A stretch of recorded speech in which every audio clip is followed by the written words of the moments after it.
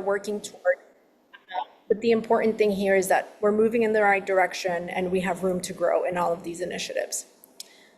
Thanks to my colleagues, I want to be very clear, my colleagues on the school board, there's 9 of us total, also deeply care about food and nutrition. And it is wonderful when we can get 9 different politicians representing all corners of Miami-Dade to agree to work on something together. And certainly food is a place where we've seen that.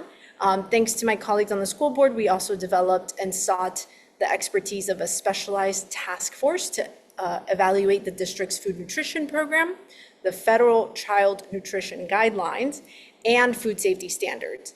And that task force came back recently with some recommendations. They were mostly actually to the USDA on the nutrition guidelines that they provide, but we are grateful that we are bringing that expertise to the table. So, all that to say that my team and I have been listening to you all, doing a lot of research, looking at the task force recommendations, some of the orgs that are represented here today, and the research and work that they have done, including Eat Real. And we have sort of summarized this into buckets that we are calling the Food for the Future policy framework. And it has 4 main areas. So I'll walk us quickly through them because after our panel, you'll have a chance to give us specific feedback on these specific areas. And so I'd love for you to start getting your wheels turning. The first one is improve student health through balanced nutrition. This includes menus that feature reduced sugar, whole carbs, healthy fats, and minimal processing.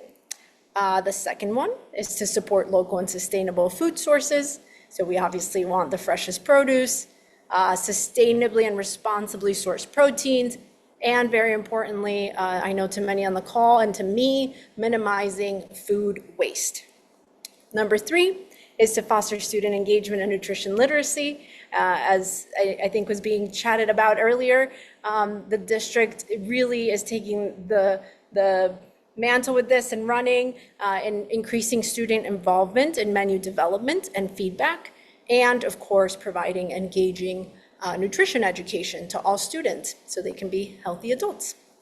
And last but not least, accountability, which is regular evaluation of school meals, making sure that we are constantly checking on the outcomes as a result of the initiatives that we implement in those first 3 areas, and even if possible, tracking student health markers and nutrition education in our district.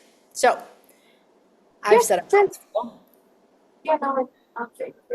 Oh, Chantal, if you could mute yourself, please. So I've said a mouthful now. I think we're ready for the engaging part of this. So I'm going to pass it back to Leva to moderate our STAR panel.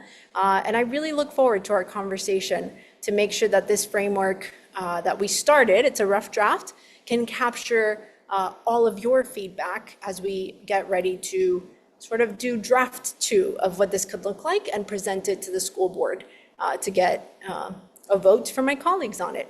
So I'll pass it back to you now, Leva. Thank you, School Board Member Santos. I am so excited to introduce you all to this lineup of stars in the food industry that we've been able to curate and cultivate for tonight's session. So the first person is Chef Adrienne Calvo. She's an award-winning Miami-based restaurateur. She's a best-selling cookbook author. She's an Emmy-nominated host and podcaster with over 1.2 million social media followers. She has built a community around bold cooking and inspiring storytelling. She's the founder of Make It Count Foundation and was just inducted into the Miami-Dade Schools County Hall of Fame in 2025. So thank you so much, Sophia, if you can spotlight her. Moving on, we have Chef Ethan Stoll. So he's an award-winning chef, restaurateur, and CEO. He was named Best New Chef by Food and All right, I Wine. have to listen into one more music. Oh, sorry. If you can please mute yourself, that'd be great. He was named the Best New Chef by Food and Wine and was a semifinalist in the James Beard Foundation Awards Outstanding Restaurateur category. He's based in Seattle. His restaurants include Ballard Pizza, Bombo Italian, Kitchen, Cortina, Goldfish Tavern, How to Cook a Wolf, Red Cow, Rione 13, and Tavalora. So if we can please spotlight him, that would be great, Sophia. Then we have Nora de la Torre. She's an award-winning CEO, board member, keynote speaker, investor, strategic advisor, and health advocate. As a CEO and co-founder of the nonprofit Eat Real, she's leading a global movement to solve the childhood health crisis by transforming food systems, raising awareness, and innovating policy. And last but not least, we have Patricia Prida. She's the district director of Miami-Dade County Public Schools, Department of Food and Nutrition. She has over 32 years of experience in school nutrition and is passionate about providing healthy, appealing meals that fuel student success. She has led the food and nutrition department and successfully passing all state audits by ensuring compliance with child nutrition regulations. So please help me welcome all of our stars. Amazing. So the first question, hello, everybody. The first question that I have for you all, oh, I'm spotlighted too, is what is your favorite school lunch? And I'd love to start with the MDCPS alum, Chef Calvo. Well, my favorite school lunch, it's a fight between two of them. First, it's pizza. So there's something special about that Friday pizza, chocolate chip cookie, and chocolate milk. Don't ask me how that matches because I don't know like how it matches, but it did. It did at the time.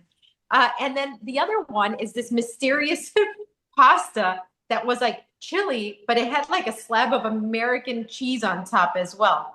And so it was a little bit spicy, really full of flavor. And so those two were highly irresistible for me. It sounds like you had good Thursdays and Fridays. Yeah. Yeah. It was Thursday for us. We You're would right. always pasta on Thursdays. Yeah. Chef Ethan, what about you?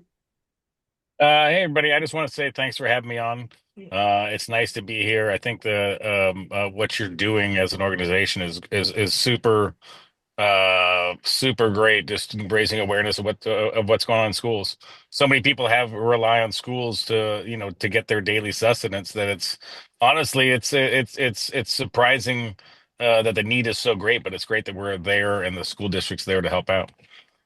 My memories, I was less about the actual food, and mine was more about.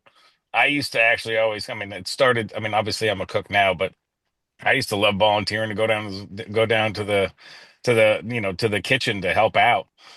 We had a young, well, I guess young. They were a couple that ran our school program, a husband and wife team, and they worked together and they cleaned up the thing and they ran the food program. And they were Vietnamese, so we got a fair amount of those flavors involved. But so it was just a great setup that we had because I mean, so many people gather around food and make memories over food. And it'd be great if we can translate some of those great experiences further into the school district programs. Oh, I love to hear that. Patricia, what's your favorite school lunch and why? So for me, I have several. I really like the pasta, the spaghetti. I just do ever since I started many years ago. I really love Italian food, so I like that. I love the salads, particularly I obsess about the tuna. I don't know what it is about our tuna, but I really like our tuna a lot. Um, I think it was Nora that mentioned the arroz con pollo and the picadillo. Just, it's cultural. I like it. I like Hispanic food. And I like those items. They're good. They're good. Picadillo days were always, I always knew it was picadillo when there was a long line. So this is all tracking, Miami people. This is tracking for sure. And then Nora, what's your favorite lunch and why?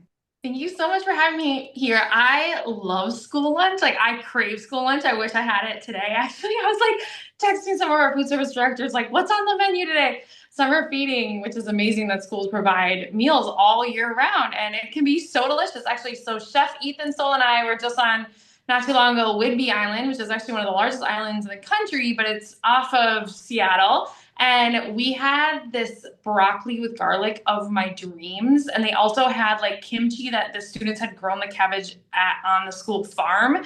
And then frozen raspberries from the school farm that were like the treat. It was an amazing meal. I'm still thinking about that meal. And then I just brought some lawmakers in California school lunch from Natomas Unified, one of the most diverse school districts in the country. And they had vegetables that I like, sunchokes, things that I didn't try until my 30s, that were from 70 local farms. And it was like just so colorful and beautiful and delicious.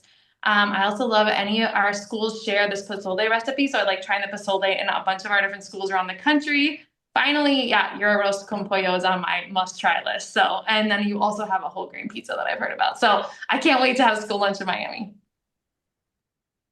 I should have had dinner again, team. I think that's my biggest lesson. So let's go ahead and start off with Patricia. So, Patricia, the USDA does not require nutrition education, but MDCPS offers it.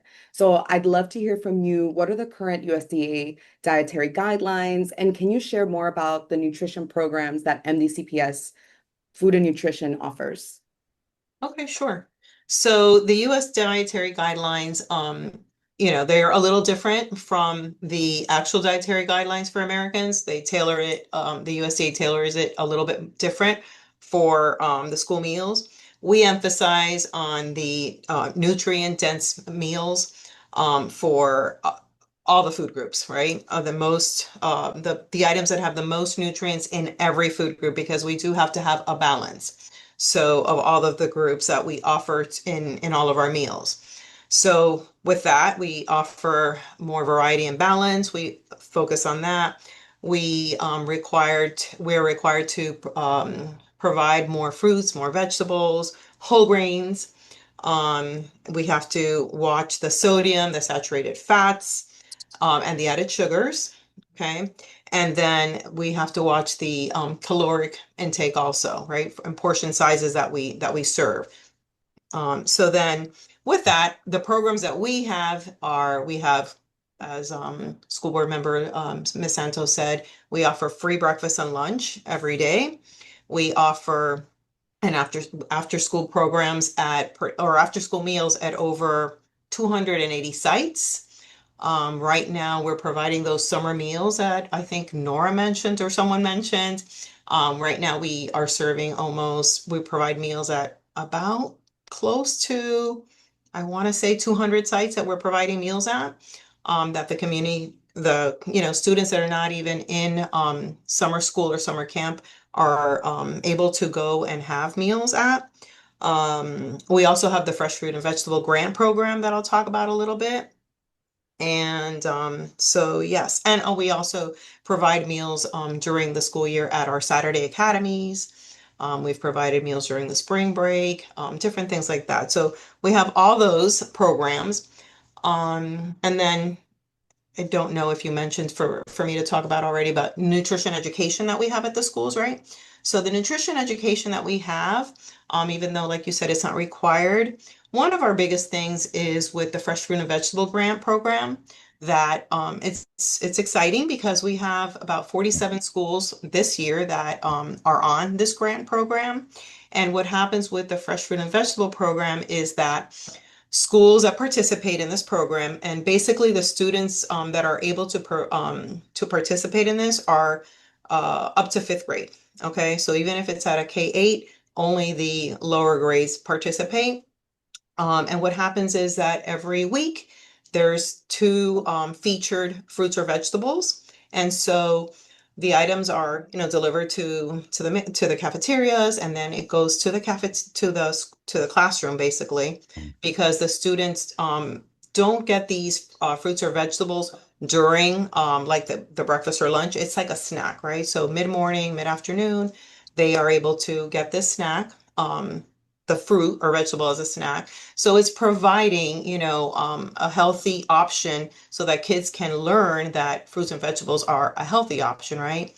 And what they do is not only do they, get to taste this fruit or vegetable, but the teacher gets like an opportunity. We provide them with nutrition education to talk about that fruit or vegetable that is featured. Okay, so that's a good opportunity for us. In addition to that, we have signage that we have in the cafeterias. We take advantage of, when we have the students in the cafeteria to be a learning environment. We have our posters that talk about the different food groups, the meal patterns, and trying to get them to make healthier choices when they go through the line, because they do have choices of what they can eat and what they can decline. We also have lots of promotions throughout the year when let's say National School Breakfast. It's some of these things are national campaigns. Some of them are things that our department, does to encourage and incentivize the students to eat meals. But it's also an opportunity to educate them as well, because a lot of times when we advertise these things on our website or through social media, we do provide materials for the teachers to go along with this promotion, right? Or things for the students to take home, some activities, whether it's coloring or just some facts on whatever promotion that we're doing at the time. We've also we take advantage when we do some school-based taste testings. That's a nutrition, opportunity. We've also do things outside of the classroom. We do have some staff members that at times when we're asked or if we have the opportunity, we can participate in health fairs and we have information there. And then I would say, so I don't just keep talking a lot, but one of the other things that we do is also we partner with the education fund, and we have our edible gardens. So that is a great educational, opportunity for the kids at these schools. And it's not all about nutrition, it's also, so many things that it, is good, when you think of gardening and things like that. And it is a great opportunity and they're a great partner. So that's, something, and it's something different, right? It's a learning outside of the classroom, right? So it's like an outdoor learning space, right?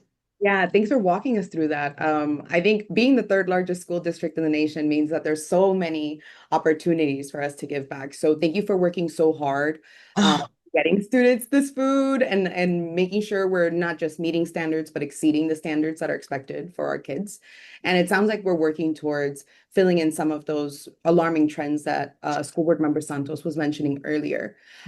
Nora, my question for you is, Eat Real was founded by physicians who observed some of these alarming health trends amongst children. So I'm curious to hear, why was food, especially the food that was served in schools, the solution that they came to, and how did you all start involving chefs in the work that you do?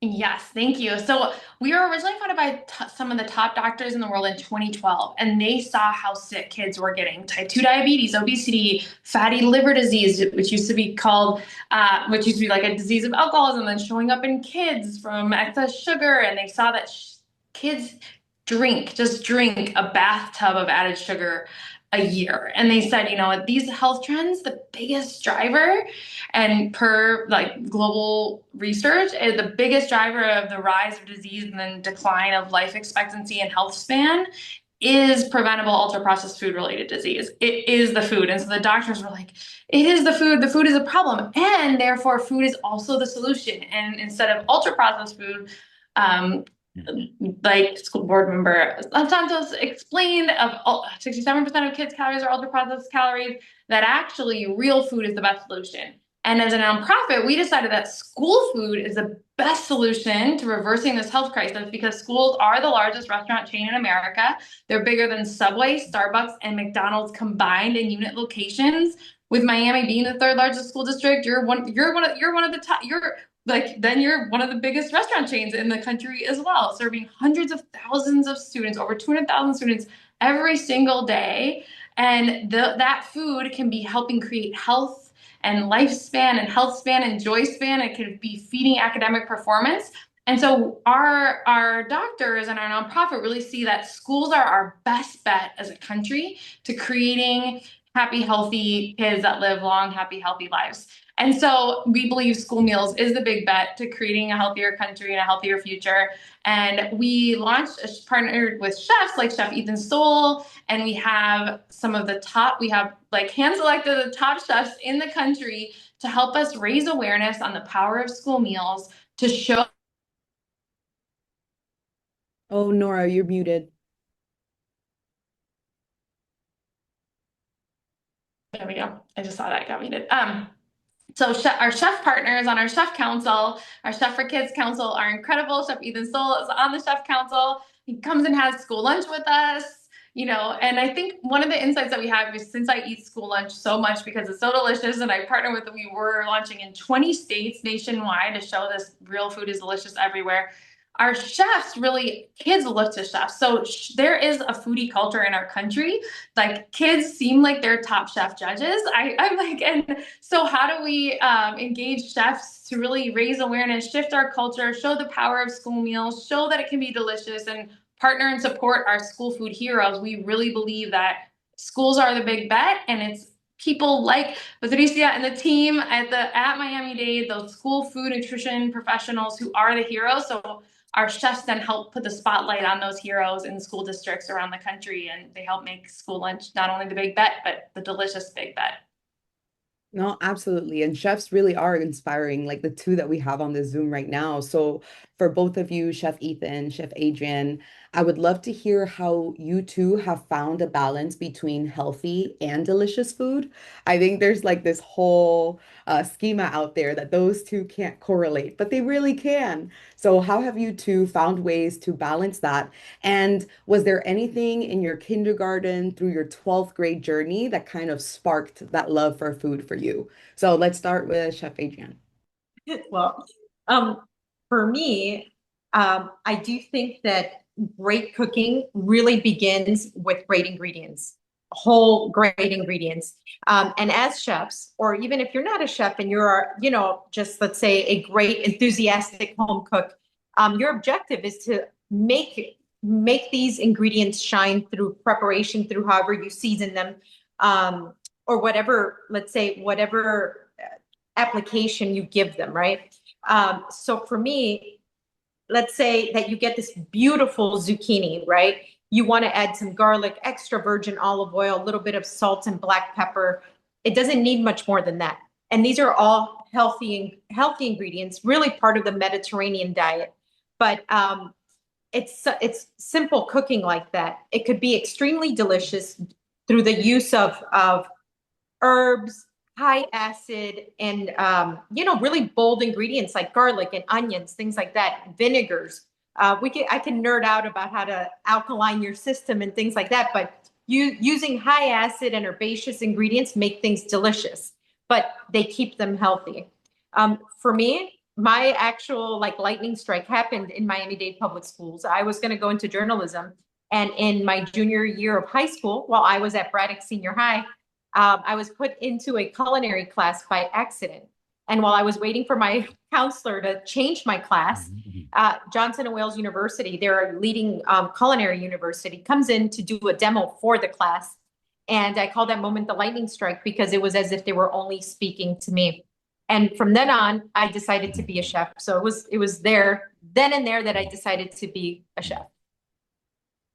Oh, love that. I'm glad MDCPS got to be a part of that journey. It makes my teacher heart swell with pride. Chef Ethan, what about you? I couldn't agree with Chef Adrian any more than she already said. I mean, she said it really very well. I mean, natural food is just delicious. Peaches, cherries, asparagus, artichokes. Nora mentioned sunchokes earlier. All kinds of stuff is just naturally tasty. I mean, going to some of the schools we've been to, it's been great to see fruit bowls available, salad bars available, the kids working on their own kimchi, working on their own pickles from stuff they've either gotten at the farmer's market or stuff they've had delivered, or even things they've grown. So, I mean, I think the more we invest in educating kids about food and how delicious it can be, the better off we are. As far as my childhood, I mean, honestly, I've said this 1,000 times. I was very fortunate. My parents were very much believers in healthy eating and cooking at home a lot. So, and my parents were both artists, so they were definitely more on the creative side. Um, so, they had three young boys, and artists don't make a ton of money, but they cooked at home a lot. They believed in spending time together at the table, and they with the family. They believed in cooking with the seasons before it was really a thing. They believed in going to produce stands before there were farmers markets. So I honestly, that gave me a huge leg up in it just by being naturally around food. I'm trying to do the same thing with my kids. Have them eat real food on a regular basis. Have them see us cooking dinner together, having them see us, have seasonal cuisine, have food that's in season when it's supposed to be eaten. So yeah, I mean, I think it's a lot on the parents. I think in schools, I think it's a lot on the parents. It's really about getting that one passionate kitchen person that runs the kitchen, which we saw, which Nora and I saw on Whidbey Island when we went out there with Chef Andres. But it's really about having somebody really committed, and that can be parent volunteers, that can be teachers, that can be the classic lunch lady. But you invest a little bit of effort, and the results with food are just outsized for the amount of time it takes. So it's great to see it.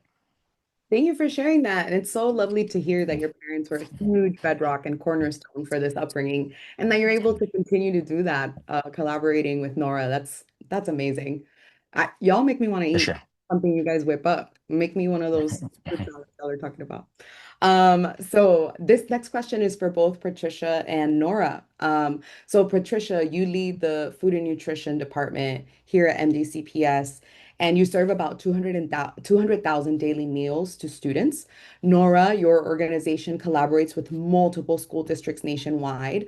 I'd love to hear, what is a challenge that you have learned from, and what would you say has been one of your greatest success stories? And we can start with Patricia. You're muted, Patricia.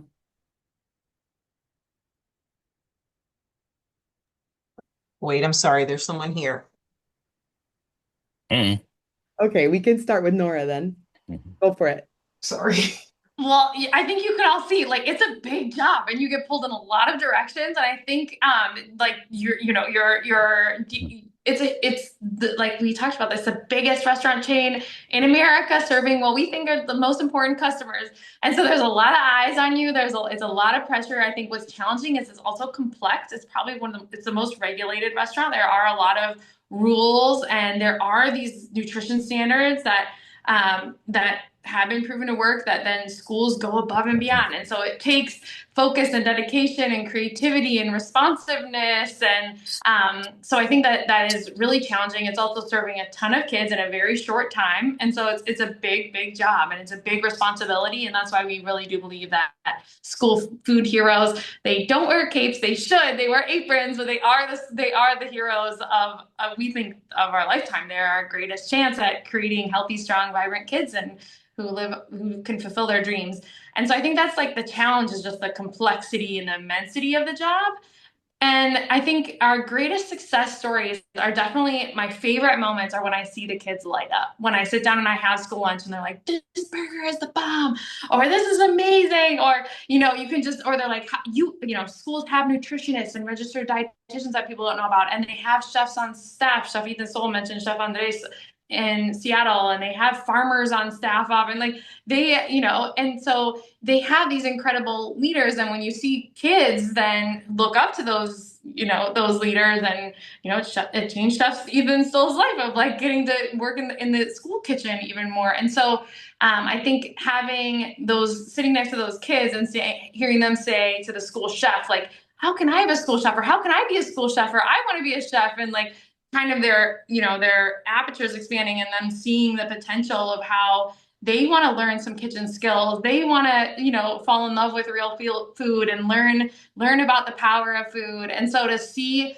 kids really light up and feel supported. One of our students, said that she really felt nourished in order to achieve her dream. And then she got a scholarship to Stanford, and she felt like her school meals were able to help her focus more. Like hearing about those stories of how the cafeteria became one of the best classrooms, and it changed a kid's life and made them feel supported and nourished so that they could focus on that test and they could be present in the classroom, is game changing. Or hearing from a teacher, I was just with a teacher, and she said, you know what, Nora, since we started having real school food breakfast, my kids can focus better in math, and I haven't heard one I'm hungry. Like, it's a safety net for our families around the country. And so to know that kids don't have to be hungry and that they can have what they need to learn and focus. Like that's definitely the greatest success of our org, is that we get to stand next to these hardworking food service teams like you have in Miami and help them raise the bar and help them create happy kids. Like it's my dream job every single day. And I love the work that we get to do.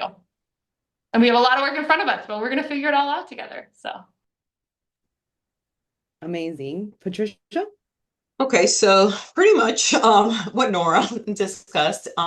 Yes, I think one of our biggest challenges is finding items, food items, menu items that all of the students like, right? Because, food is so personal, so no two people, sometimes agree. So I think it is very hard to find food items that everybody likes throughout the district because we are so culturally, different, diverse. We have such a large population. We do serve so many meals a day.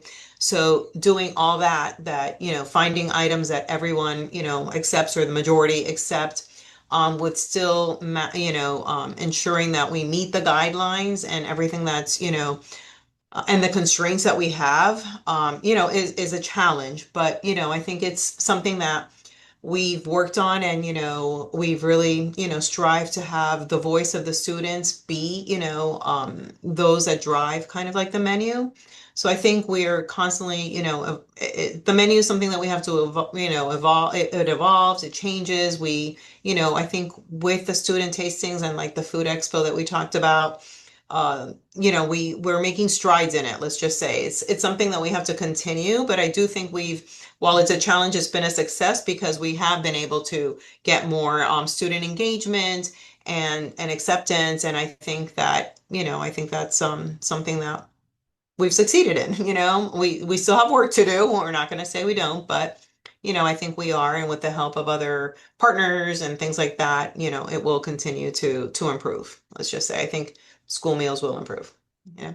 I just want to echo, like, I love your student-centered approach, and like having a school food show for students is like not something that every district does. And I love the concept, and I hope everyone starts doing it around the country, like actually letting kids try the recipes, give feedback, and then co-craft the 50 new items that you're having next year as like school year. It's just, I love the concept, and I love that you're trying to innovate and be more student-centered and hear from the students and engage them. And I just think that's just the way forward. And I hope more schools copy that approach. Well, I have to say, we had about 500 students that participated, and we did have them from 18 different schools that participated. We had two from every district, school district, and it was amazing. It was very cool. Like when you say students lighting up, it was cool. I was there. Our whole department was there because it was quite a task, having them go through. The students got to taste all of the items. So we had over 50 vendors that all brought an item, and the students tried everything. And then you could see some of them were like, this is really great. And I have to say that over half of them, to 2/3 of them, were items that they liked and they ranked high. So, and they will be introduced into the menu, at some point next year. So it was great, so things like that and other things that we've done that maybe I'll get to share in a little while, do involve students. And I think that really is the key, I think, because that's who's eating the meals, right? Thanks to both of you. So this one is for Chef Ethan and Chef Adrienne. So in your profession, sorry, your success really depends on people loving your food and choosing to continue to visit your restaurants time and time again. So I'd love to hear from you two. How do you get feedback from your customers and adapt your menus accordingly to make sure that you're feeding the clientele well? And based on that, what advice would you give school districts like ours and the one that Nora works with to learn from you? So let's start with Chef Ethan this time. Oh, you're on mute. Oops, sorry about that. As far as getting feedback, honestly, we're pretty old school on feedback and honestly on sales as well. We're pretty grassroots. We go and talk to people. Just simple questions, communication. Um, um, you know, kids leaving the lunchroom. We sit down and ask them. Our customers leaving the restaurant, we sit down and ask them. I think that's the best way to do it. Having them fill out a form later doesn't ever work. Get them in the moment, ask them three simple questions, whatever that may be, is how we do it, right? And I did a portion of that or I do a portion of that when I've been to school lunches. You ask the kids, like, hey, what do you like? Do you like school lunch here? And the overwhelming response is that the kids feel very lucky, and they feel like at least these are the Eat Real program schools we've gone to. Yeah, they feel very lucky. They feel like the school really cares about them. They feel like there's actual real food for them to eat. And but I'm also a believer in everything. For the schools, I think it's really important. You eat with more than just what your food is. It's the environment, it's the friends, it's the cleanliness, it's all the stuff, right? So having a nice environment for them to enjoy with their friends. I mean, let's be very clear. School lunch is fast and furious, right? And the kids have to get in and out, and they have to do it quickly, and there's some sort of controlled chaos. But the more organized it can be, the better off it is for them, and the more options they have. I'm not saying that they should have selection of entrees every day, but having a salad bar, having a fruit bowl, having some snack things that are available to them is really important. They feel like they're part of the program. They feel like their desires are being heard. They feel like there's optionality for them. Um, but we do the same thing at the restaurant. Exact same approach. You listen to your customers. You respond to what they're saying. It's very different going to school now than when I was a kid. Kids are much more involved in the food program, and I think that's a great step forward. And we just got to keep on taking baby steps as we go along. Chef Adrienne? Well, for me, it's exactly what Chef Ethan said. It's the same approach. Ironically, my first jobs, I was an after-school care counselor at Miami-Dade Public Schools. And since I was into culinary arts, I brought in a program to my elementary school, Ethel Colger Beckham, at the time. I asked the principal if I could do cooking classes with the kids instead of just your traditional after-school care. And so instead of them having processed snacks or whatnot, we would make a healthy snack in groups. Through time, well, what we learned was happening was that it helped kids' self-esteem because they were very proud of what they were making. Their math skills improved, their concentration skills improved. And then organically, I was receiving compliments from parents because the kids wanted to help out at home. It was wonderful. So, receiving all these types of feedback is kind of what I apply at my restaurants. I do talk to tables all the time. I read messages on social media. I read messages to our website, and we adapt to what we think is proper and correlates to our brand, and we feel it would improve the guest experience. We listen. I think ultimately we have to listen, and just like we would listen to the kids at school, we listen to our guests at restaurants. Oh, love that. What a great segue. Patricia, how are we listening to our students? Please, can you tell us more about the opportunities that you give our students to really give you that feedback in that menu design or the taste test? I know you and Nora kind of dabbled at it, but please take it away. Let us know. I keep muting myself. I'm sorry. So we do the same. I talked about the different taste testings that we've done. So that's definitely a way to do it. We did it at that expo. We've done it, at different schools, like I've mentioned in the past. We do them more school-based, where it's just the kids in that particular school that give the feedback. We do also, like the chef said, we do surveys. We do surveys, let's say, to our managers. We did one this year where we asked the managers, because there's, managers throughout the district, and we basically asked them some items that they would like to see, definitely maintained on the menu versus those that are not that popular with their students.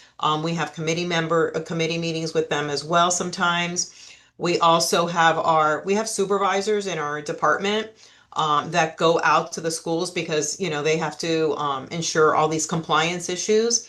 And we do, and we encourage them to talk to the students. I mean, they're observing, as they see the kids coming through the line, they observe them, for different things. And, we encourage them to talk to them and bring us back feedback, bring us back that information. So we do that. Yeah, pretty much is what we do. Oh, one other thing, I know that at the beginning, I think it was at the beginning of the year, I'm not sure. We had so many things going on this year, but I know that one of our food and menu management director, she met with the Student Government Association, and she met with like the presidents from the different high schools of the SGA, and she mentioned, how food is procured, because it's not just like, a vendor can bring us food and we put it on there if we all like it or not. But, she explained that. She asked for feedback from those students as well. So different, we try different things, just different ways to get that feedback, because it's all about the feedback, right?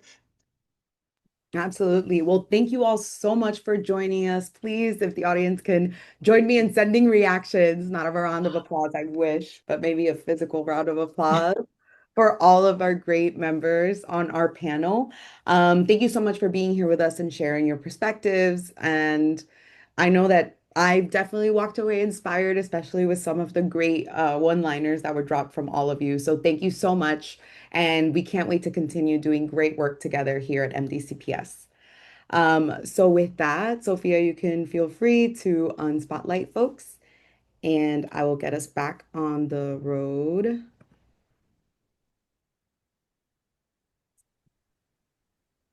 So now we've come to the portion where we'd love to hear from all of you phenomenal folks on our call.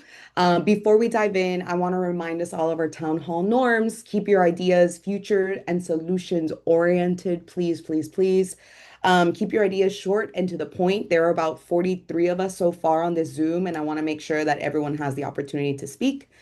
If you want to speak, go ahead and raise your hand in your raise your hand feature on Zoom, and our moderators will get to you. If you want your question to be asked, but you don't want to ask it yourself, feel free to drop it in the chat. I know many questions were coming in. Madeline on our team has been keeping track of those, so we've got them. And what we're going to be doing now in this portion is we will be organizing our conversation based on the 4 pillars. The first one being balanced nutrition, the next one being sustainable food sources, the next one being student engagement and nutrition education and accountability. And I'm going to give us about 7 to 10 minutes per pillar to discuss. And we're going to go ahead and start off with pillar 1. Improving student health through balanced nutrition. So we'd love to hear from you all. What are your priorities when it comes to this and our school meals? What's missing from our framework? So I see Denise has her hand up. Denise, do you want to take it away? Yes. Hello, everyone. Oh, Denise, your audio.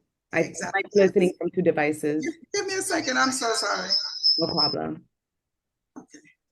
Yes, I had to turn on the phone to hear because for some reason I wasn't getting anything through the computer. Okay, as a teacher, I was taking some notes. By the way, excuse me. My name is Miss Green, Denise Green. I'm a teacher for Miami-Dade County Public School. I've been with Miami-Dade County since 1997, and I'm currently at Cutler Bay Middle School. That's a Title I school where we work with approximately around 915 students. And being a Title I school, that means we deal with mostly a lot of kids that are disadvantaged. And I want to jump in here and talk about the healthier, more equitable school meals, because that one this year, I have to quickly plug in that I applied for the Kids Gardening Grant, and I got that grant to refurbish the garden at our school. And our kids were able to start growing vegetables. And as you guys are speaking, I'm seeing my kids standing there with the beets, standing there with the bell pepper. And I'm like, this is perfect. This is exactly what why I took the call and decided to do this. So I can bring this to you guys to let you know that the kids they do perform better when they are introduced to organic food. I thought with my kids being teenagers that they would not be interested, but you would be surprised to see how they will go in the school gardens and get excited when they're able to grow their own vegetables. Honestly, I didn't think they would participate, but they did. But back to the subject at hand. Yes, healthier, more equitable school meals. What the issue that I saw at my school with the kids that I work with, the meals not being more culturally relevant. And I think, I wasn't sure if it was Mr. Ethan who spoke about that, where he said to listen to the customers. That's a big part for me because a lot of our kids, for some reason, they would not, they wouldn't eat the lunch that was at school. So that's a big thing for me. And of course, having foods that are whole foods that are minimally processed is very, very important, I think, for any school, for all schools and any school. But the last thing I wanted to touch on, the environment, the food and educational environment for where we're allowed to have the kids cook. I would like to see us bring that back into the schools where we're able to allow the kids to have home economics again, because we kind of started that this year. And I think that would make a big difference when it comes to introducing the kids, especially like I said, with our Title I school, where sometimes the meal that they get at the school, guys, that's it for them for the week, for the day. And I saw that myself.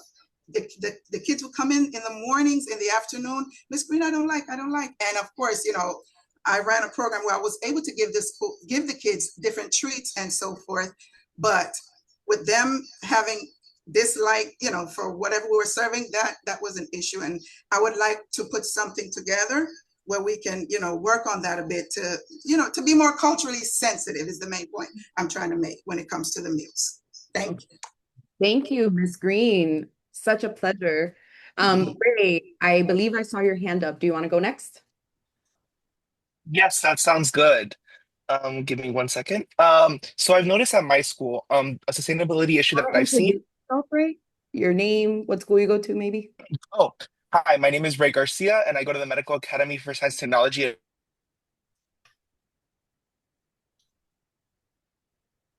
I'm sorry, wait. You're back. You're Okay, back.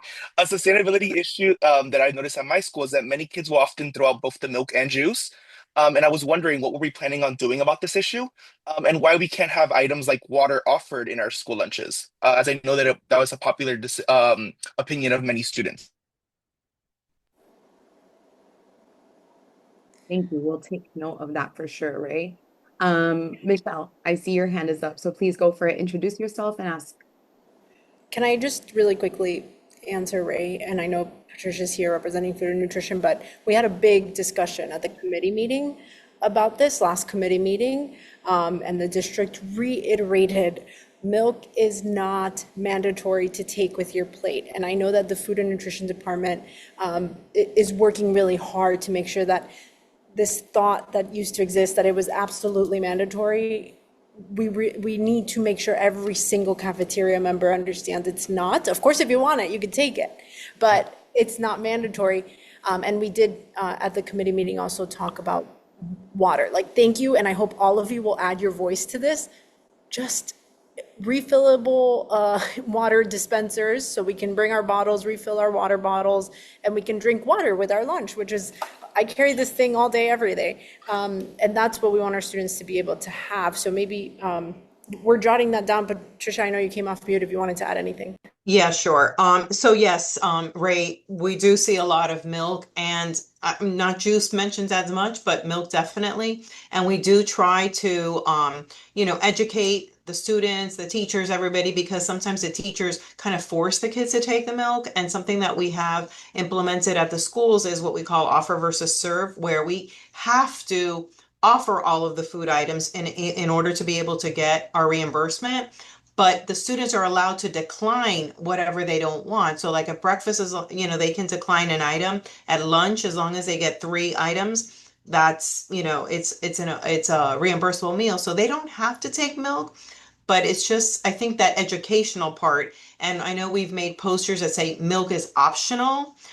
We've tried to, really go over that. So I think that's just something that we need to keep, emphasizing that it's not. And so getting the word out on that is really important.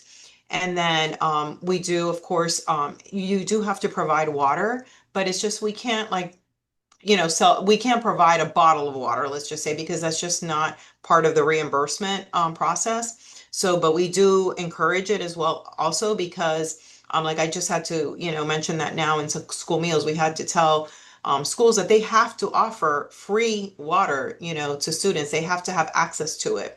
So, but unfortunately, we can't just provide water bottles instead of milk or juice. Okay. Thank you so much. You're And welcome. just a quick question, follow up on that. I've noticed at many schools that I've heard that a lot of students have to buy water from the vending machines instead of being able to access or get free water. So is there like any plans currently to expand free water access for students in schools? We do, I mean, I really don't want to commit to anything or say that, but like I said, we do have to make sure that the manager, well, that the schools either, have a water fountain, that the students have access to, or if not, if that's not possible, that we have to be able to provide students with cups of water, like, have a pitcher of water and they're available for the students. But beyond that, I don't want to, make any promises. Okay. Thank you so much. I appreciate the answer to Welcome. my Thank question. you. Thank you. Okay, Michelle, I had called on you, so we'll do Michelle, then we'll do Davis, and then Gabriela. So take it away, Michelle. Sure. Thank you for hosting this, and it's awesome to hear from the experts working in this field. And thank you for Patricia for coming to take the heat. Food is a very loaded thing and how we serve it. And I guess I wanted to mention that we've been doing food waste audits through World Wildlife Fund at several locations, and we're just, finding a lot of food waste, a lot of plastic. We're learning how microplastics are becoming a much better understood hazard. And I wanted to know if you talk to the veteran cafeteria workers, they say we used to have scratch cooking. We used to make the dinner rolls from scratch. I've got a great video of a cafeteria worker, explaining that we did spaghetti with meat and the kids ate it all and they're not eating it anymore. And I think I'm just wondering, I know staffing is hard, but I get the sense that there's a lot of pent up demand, even by the staff, to bring back those practices. And maybe we offer less, but just, maybe stuff that's more labor intensive. I don't know. I'm asking, why did the scratch cooking go? Why did they get rid of all the dishwashers? There used to be dishwashers. How can we help you? And then the other thing was, can we leverage, RFK Jr. being in the White House, who has a big kick about processed food and dyes, to say, we're the #3 school district, pilot your ideas with us and help us get more whole foods in. Anyway, that's a lot that I threw at you, but those are my observations.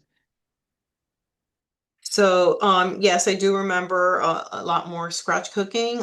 We are trying to bring that back. I can't really go into all the specifics because unfortunately, food is not my expertise in this, in the department. But we are looking to bring back other items, do away with some of the plastics. I know that Elena Pernis, which is our food and management person, is looking at items that they call clean label items, which are items that, have minimal, nutrients. That's what it is, clean, no food dyes, additives, things like that. So we are looking at that, and we are looking at, bringing back, some of that, scratch cooking, but, you know, I can't really, speak more on that, Could, unfortunately, but we could I are ask, trying. could I ask one follow-up question about maybe Sure. creating a task force about how to really, because I've been on the food and nutrition, advisory committee for many years, and we're never really getting into the weeds of like maybe creating a task force of best practices happening other places and giving a different roadmap of what the options are. I'm just wondering, how that could be proposed. And this is actually exactly the right meeting to do that. We're sort of bouncing ideas, getting input, and really trying to figure out how we bring all this feedback into this framework that we're going to introduce to the school board. So thank you, Michelle, for being a constant voice for this. Certainly, I think we all know how delicious it can taste to cook something with fresh ingredients at home. It will always taste 100 times better, I think, than just like getting it frozen and heating it up later. And so this is the right place to bring that up, Michelle, because that's how we're trying to implement all of that feedback we're getting here into what we propose at the school board meeting. Thank you. Okay, can we have Davis?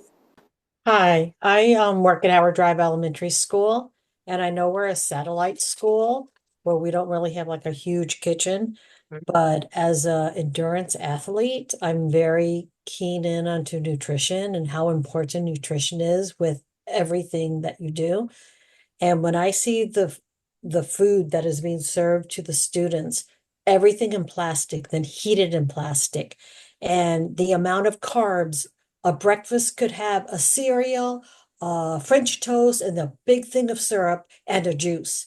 And they're having all those carbs and sugars first thing in the morning, and then they just crash. You know, the nutrition is not balanced, and I know they have choices, but there should also be a limit of, I mean, that's just a crash in an hour, eating all those carbs and all that sugar. And the processed food is, everything's processed. Almost everything is processed and heated in a plastic bag. And I look at it, and if my child was still going to school there, I'd say, no, you're going to crash. You're going to crash. Yes, we need the food because some of the food is the only food some of our students is getting. But I don't know how we can make it more nutritious. I know the scratch cooking, my mother-in-law used to work at a cafeteria before she became a teacher, and she remembered cooking the foods that was served. And I think we're doing a disservice to our kids of what we're serving them, is filling them, which they need, but not giving them the nutrition and the balance, I believe. Thank you for bringing that up. I know, and everyone, who's on the panel, feel free to jump in, but I know that that's been a concern that's been raised. And Angie, who's the head of food and nutrition, who works with Patricia every day, and we meet with her quarterly, did give us an update at our last quarterly meeting that they are moving away from anything that's individually packaged in plastic and heated in that, because we were really concerned too when we saw, some of the, I think I saw it was like a burger that was in its own plastic and heated in that plastic. And so we definitely want to move completely away from that for the health hazards.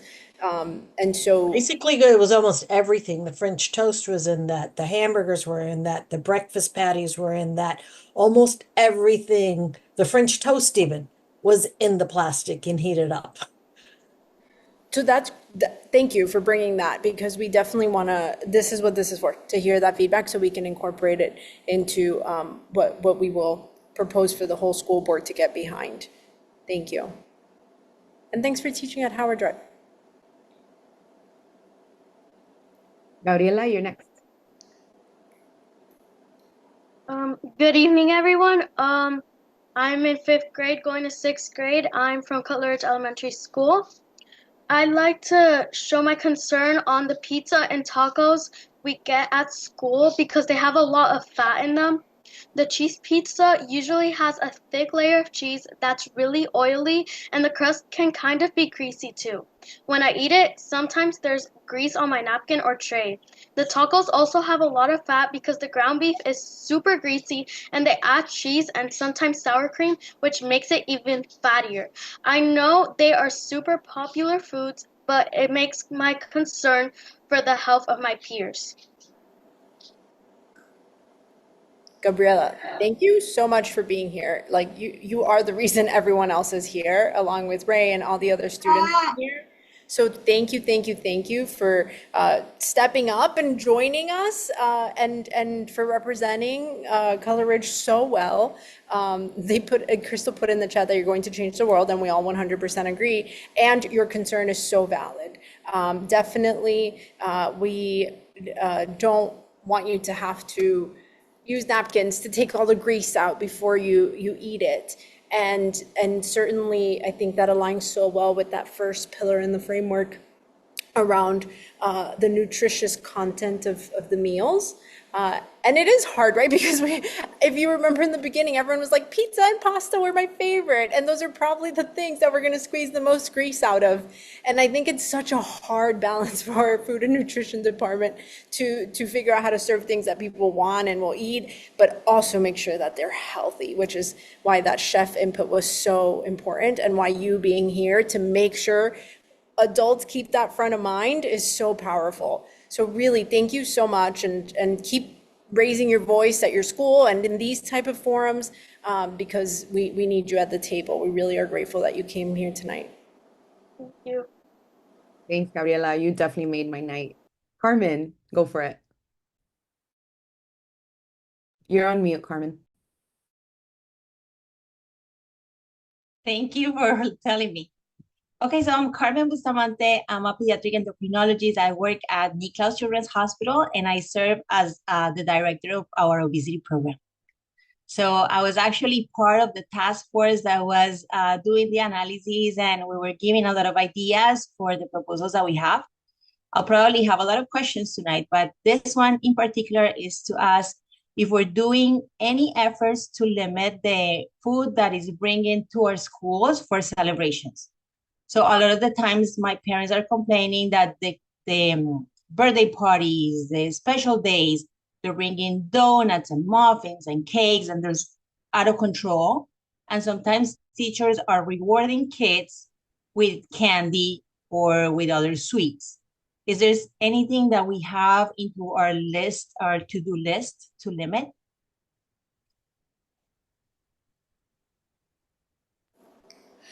I'm not sure if this is like under the food and nutrition department, because I don't think you control like what gets brought into the classrooms. So I really appreciate you bringing up this point. It's something that we have to sort of take back and evaluate, like where are these policies written about what's permissible, what's not, how we make sure that if there is a policy that it's being followed, and making sure.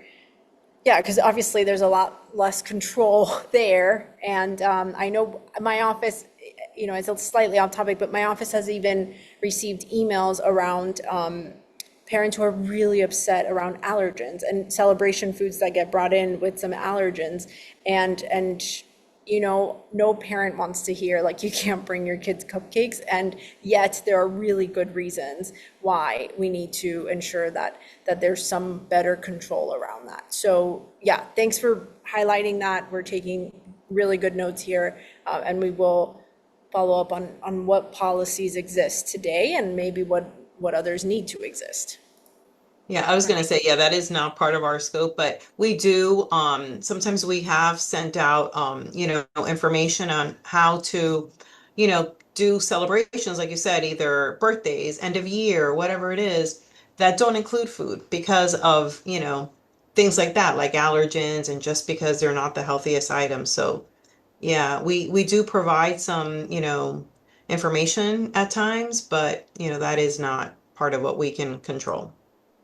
Yeah, and actually, Patricia, the information that you all provide, our team actually has it. So, Madeline, if you want to drop those too, they're just informational flyers that are provided by Food and Nutrition, but Food and Nutrition, unfortunately, doesn't oversee this.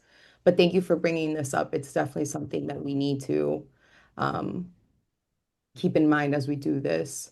I don't see any more raised hands. So, are there any questions from the chat that we would like to uplift to this whole group? Madeline? Hi, yes, I will send out the links in a second. Let me go back to the wonderful questions in our chat. We had a question from Elizabeth Green. The lunch menus are so broad that we had to stop eating school lunches because we had no way to track the nutrition our kids were consuming at school. Is there a way to specify what lunches are offered at school versus a menu for all elementary schools? I'm sorry, I don't understand the question. It's broad and what? Elizabeth, are you still in the room? Yes, she's here. Okay. Yeah, so I think she's asking, maybe is there a way to narrow the scope so she's more aware of what's being offered for each So, meal? yeah, so our menus are posted on our website, for the month. So someone can see the menus on our website and it'll specifically say what we have for breakfast, lunch, and even our after school care menu. So Can that be drilled down by school? I think that's the concern, that it's so vague. She's not sure if that's the food that's being fed at the no, school. but all the schools are supposed to follow the menu. There are some times where they have to change the menu because maybe they didn't get an item or something like that. But all of the schools should be serving the same menu every day. So if they're not, that's something that can be discussed with the school food service manager or, brought to the attention, of our office or something. If there's something that, a school may not be following, all the time, let's just say, because like we said, there could be an instance where they're not, but the menu is supposed to be followed. Mhm. No problem. I see Elizabeth said in the chat. Is there a link for these menus? Sure. At nutrition.dateschools.net, nutrition.dateschools.net, that's our website. And then you can follow the tabs there where it says resources, I think it is. Yeah, We can provide it in a link or something. it But looks like it's one there. of The menus are there. it looks like folks in the chat have shared, so that works. Thank you, Patricia. You're welcome. Madeline, any other great questions that you'd like to float to the top? Yes, so we had one from Samantha Brazil. In Miami-Dade County, I have run into health conscious and food justice organizations like Eat Well Exchange, Grow Roots Miami, community gardens and farms like Green Haven Projects in Overtown, Dunn's Overtown Farm, Little River Cooperative, and Homestead. These organizations practice farm-to-table eating, which will align greatly with the MDCPS Farm to School initiative that sources locally grown produce for their meal programs. How can we make sure these organizations have the ability to educate the students and parents in their school setting?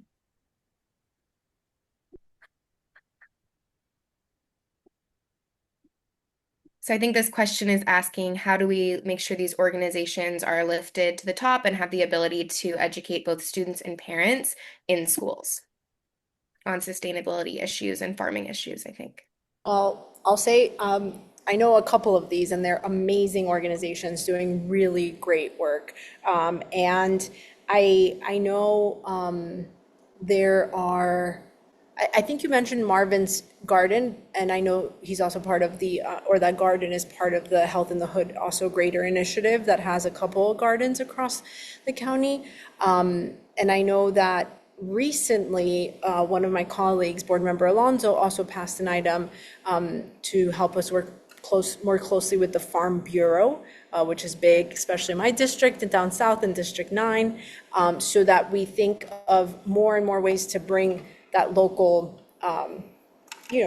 produce and farms. I know one of the hard things to do for organizations is because we are so large, we can some organizations can only really have bandwidth to work with one or two schools, and so it becomes harder to create those partnerships, because they can't really be district-wide, but we certainly can look at pilots, which is how I think some of even the bigger ones, like the Ed Fund's Food Forest started, right? They don't start huge from the beginning. So we are taking note of those, and I know Patricia's also taking good notes to take to Angie and the entire food and nutrition department, so that if any of these weren't on their radar, they can explore partnership opportunities moving forward. Thank you so much. That was a great answer. And if I could make a comment as well, I'm Samantha. I'm the one who wrote that question. I'm thankful and so grateful that you, Louisa, that you know a lot of those programs as well.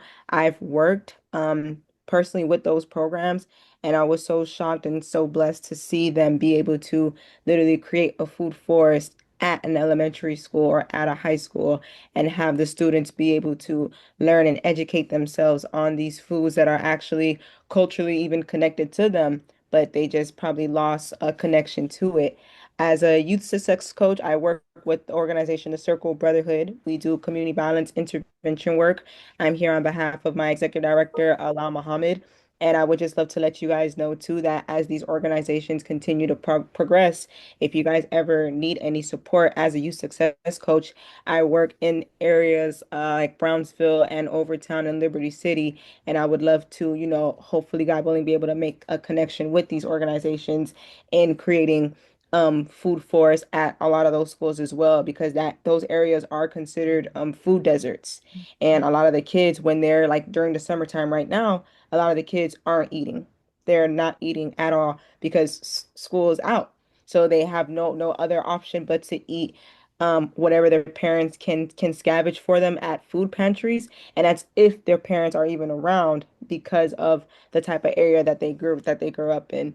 But these programs, they're so inclusive and so culturally conscious that it'll give them the great opportunity to even be active in the community gardens. So definitely, as our schools can even make that connection to not only doing it through the school year, but even God willing, opening up the school gardens during the summer and having the program be active during the summer with organizations like Dunn's Overtown Farm or the Green Haven projects and Grow Roots Miami. That's just something that literally just popped up to my mind now. I think that would also be an amazing, amazing thing to do. And I know teachers like Miss Green, who has the garden, who has a garden already at her school, would think that's a great idea to open it during the summer and have the kids come during the summer and be able to forest what they can and be able to take it back home to cook. And then there's also, organizations like Eat Well Exchange where they teach the community literally how to cook.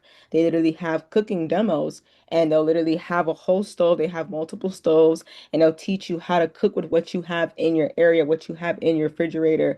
And it's so sustainable because not every time you have the opportunity to go and grocery shop, but if you have a plantain, if you have some leftover celery, if you have a can of beans, black beans, a can of corn, she can teach you how to literally make a whole taco instead of having to go to Taco Bell and eat mystery meat or having to buy hot fries and hot chips or hot sausage and boiled egg, which will then give them all of these health ailments in the long run. So I think this is something that we can definitely get going. And I'm so thankful that you guys have invited us to this panel discussion. And I'm happy that you guys are having it. Thanks, Samantha. And as Lisa dropped in the chat, we also have free summer meals. She provided a link there. Please share far and wide. Many of these are schools in our neighborhoods. So kids can show up, grab a meal, and head out. They don't even have to stay. There's free breakfast and lunch. Right. The only thing, I'm sorry, the only thing there is the meals do have to be consumed at the schools because I know we had an incident this week where, a parent, said that, we weren't providing the meals. We will provide the meals at the schools that are open. They just have to be consumed on site. It's not like a grab and go meal, but they can, if they bring the students that are 18 years or younger, they can consume a meal at any of the open sites. And that can be found on that break spot on it. We have a link there, or the state has a link that it's called Summer Break Spot, and you can find all the schools that are open and the meal times that they're serving at, because that's the other thing. You have to go at the time that the schools are providing the meals at breakfast and lunch. Thanks for that extra context. You're welcome. Any more big questions, Madeline, since I don't see any more hands? Yeah, Crystal Geraldo brought up what about ESE students that are over 18 in connection with the break spot? Unfortunately, the state or the USDA, the meal program, the child nutrition program is for kids that are 18 and younger. We do have some ESY students that can eat. I think it's till 21, if I'm not mistaken. If I'd have to check. I don't think that it happens during the regular school. I mean, in the summer, it's very specific about 18 and younger. But I know during the regular school year, we are allowed to serve students that are up to 21, I believe it is. Yeah, Crystal's our wonderful ESE expert and constantly advocates for all of our ESE children. And it's 22. That's when, unfortunately, they age out. But 22 is as far as it can go. Thank you, Crystal. Okay, so we're keeping us at time. School Board Member Santos, I'll pass it to you. I'll share screen for next steps and closing out.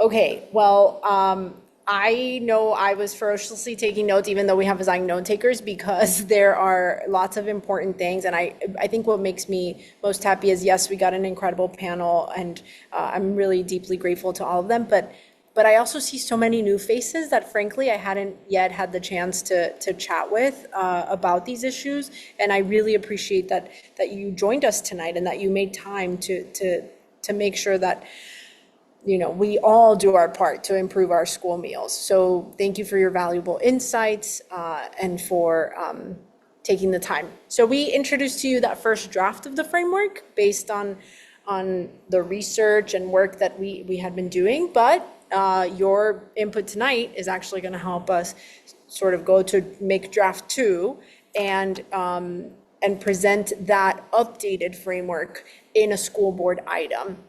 I plan to bring that item in one of the upcoming months this summer.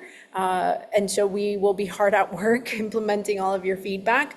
And please do sign up for our newsletter and follow us on social media, because we are going to be sharing updates on when we introduce that framework. And if you so choose, you can come, you can send emails in support of it. You can come speak on it.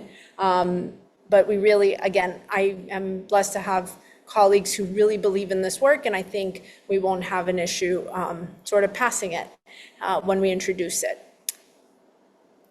That being said, we also as an office wanted to take an opportunity to share an invite to our 4th annual Back to School Bash, which is going to be July 31st from 5 to 7. It'll be a fun-filled family evening. We're going to be giving away some awesome backpacks with school supplies on a first-come, first-served basis. So please, you can register yourself, your family, your students to join us that day. We would love to have you. And with that, we are so grateful that you came tonight, that you shared your ideas, and we really hope that you will stay connected with us, our office, and with each other too. I'm happy to see all these new connections taking place. Thank you all so much, and we get to give you 3 minutes back.